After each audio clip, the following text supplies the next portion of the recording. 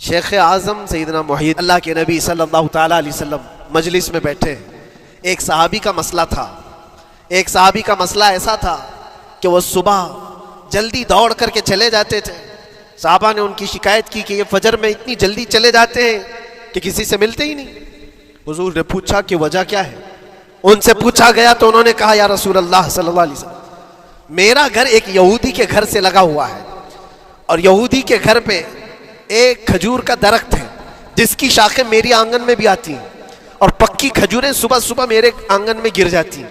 میں اس لیے جلدی دوڑ کر کے جاتا ہوں، میرے بچے اٹھنے سے پہلے وہ کھجوریں جمع کر کے میں اس یہودی کو دے دوں کہ کہیں انجانے میں میرا کوئی بچہ وہ کھجور کھانا لے۔ ہمارے لیے وہ حلال نہیں ہے۔ یہ صحابی رسول کا عمل تھا۔ اللہ کے نبی صلی اللہ علیہ وسلم نے فرمایا اپنے بچوں کو حلال کھلانے کے لیے اتنی فکر۔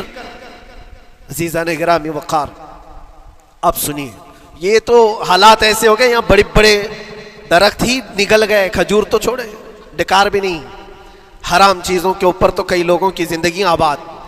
خیر، حضور پاک صلی اللہ علیہ وسلم نے ان کا مسئلہ دیکھ کر کے، ان کی تکلیف کو دیکھ کر کے اپنے صحابہ میں اعلان کیا، کوئی ہے جو اس یہودی کا درخت خرید کر کے میرے اس صحابی کو دے دے، میں اسے جنت میں پورا باغیچہ عطا کروں، جنت میں پورا باغ اسے عطا کروں۔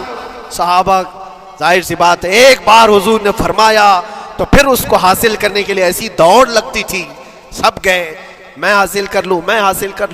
اب اس یہودی کو منانا تھا کہ تو ایک درخت جو ہے اپنے پڑوسی کو بیچ دے، آنگن میں اس کے ہے، بیچ دے۔ اب اس کو لگا کہ ان لوگوں کی ضرورت ہے، مجبوری ہے، تو وہ بھی اکڑ کر بیٹھا کہ مجھے بیچنا نہیں، مجھے دینا نہیں۔ اب سنیے میرے عزیزوں، مدینے میں ایک صحابی ہیں ابو دحداح، اللہ اکبر، کبھی میں پڑھتا ہوں تو حیرت ہوتی ہے۔ ابو دحداح مدینے کے اس صحابی کا نام ہے جن کا باغیچہ پورے مدینے میں سب سے مشہور ہے، ان کی کھجوریں سب سے مہنگی کھجوریں، اوالی مدینہ آج بھی مشہور ہے، جہاں کی اجوا کھجوریں بہت پسند کی جاتی ہیں۔ ابو دحداح کا باغیچہ بنا ہوا تھا، بڑا خوبصورت تھا، لوگ مثال دیتے تھے، تعریفیں کیا کرتے تھے، ابو دحداح کا باغیچہ مدینے میں سب سے قیمتی باغیچہ ہے۔ ابو دحداح حضور کی بارگاہ میں آتے ہیں، کہتے یا رسول اللہ صلی اللہ علیہ وسلم، اگر میں اس ایک درخت کو خرید کر کے وقف کر دوں تو کیا میرے آقا مجھے بھی ملے گا جنت میں؟ اللہ کے نبی نے فرمایا جو میں نے وعدہ کیا ہے وہ تجھے بھی عطا کیا جائے گا۔ ابو دحداح کہتے ہیں اس یہودی کے پاس سیدھے آتے، کہا کہ تو ایک درخت بیچ دے گا، بدلے میں تجھے بہت اچھی قیمت دیتا ہوں۔ اس نے کہا کیا دو گے؟ کہا مدینے میں ابو دحداح کا باغیچہ تمہیں پتہ ہے؟ اس نے کہا ہاں جانتا ہوں، نام بہت سنا ہوا ہے۔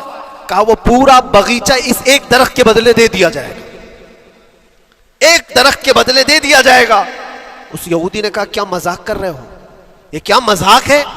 میرے آنگن میں اگے ہوئے ایک درخت کی وجہ سے ابو دحداح کا اتنا قیمتی باغیچہ دے دیا جائے گا، یہ کیسے پاسبل ہے؟ اس صحابی نے کہا اللہ کے نبی کی بات ہے، ہم مذاق نہیں کرتے، ہمارے لیے وہ ایک باغیچہ کیا ایسے 70 باغیچے ہوں، نبی پاک کی بات پر ہم سب عطا کرتے، سب ہم وقف کر دیں۔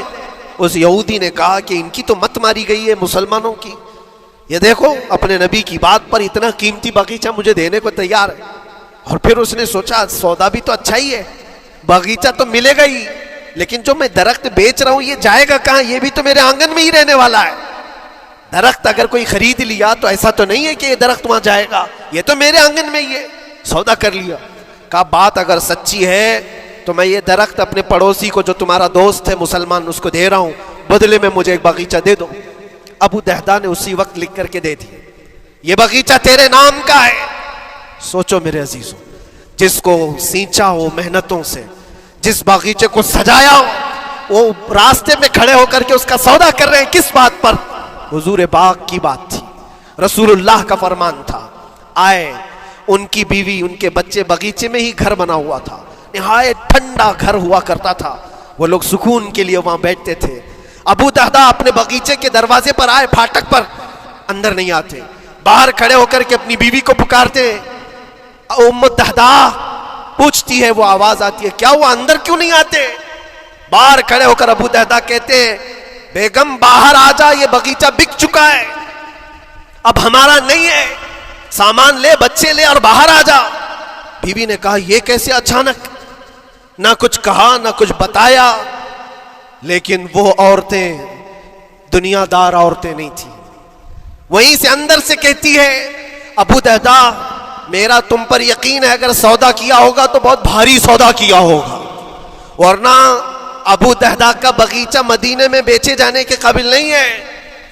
کون ہے جو اس کی قیمت لگائے گا؟ میرا گمان یہ ہے کہ میرا شوہر اگر سودا کیا ہوگا تو بہت اونچا سودا کیا ہوگا. ابو دہدا نے کہا میری رفیق حیات باہر تو آ جا، میں تجھے بتاؤں کون سا سودا کیا ہے. باہر آ جا. بچوں کو لیتی اپنا سامان سمیٹتی ہے اور اسی وقت باغیچہ چھوڑ کر کے باہر نکل آئی. ابو دہدا سے پوچھتی ہے یہ اچانک سودا کرنے کی کیا ضرورت پیش آئی؟ یہ اس طرح سے اچانک تم نے سودا کر لیا اور مجھے باہر بلایا؟ کیا سودا کیا؟ کتنے پہ بیچا؟ ابو دہدا نے کہا میرے ہاتھ میں پیسہ تو 1 روپیہ نہیں، 1 درہم نہیں ہے. کہا پھر کتنے میں بیچا؟ کہا اندازہ بھی نہیں کر سکتی.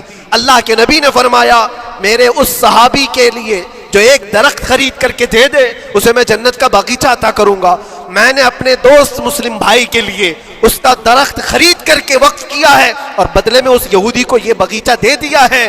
بیوی وہ نہیں تھی جو یہ کہتی کہ مت ماری گئی ہے تیری، گھر بیچ کے آ گیا، فلاں کر کے آ گیا. وہ دنیا دار عورت نہیں تھی.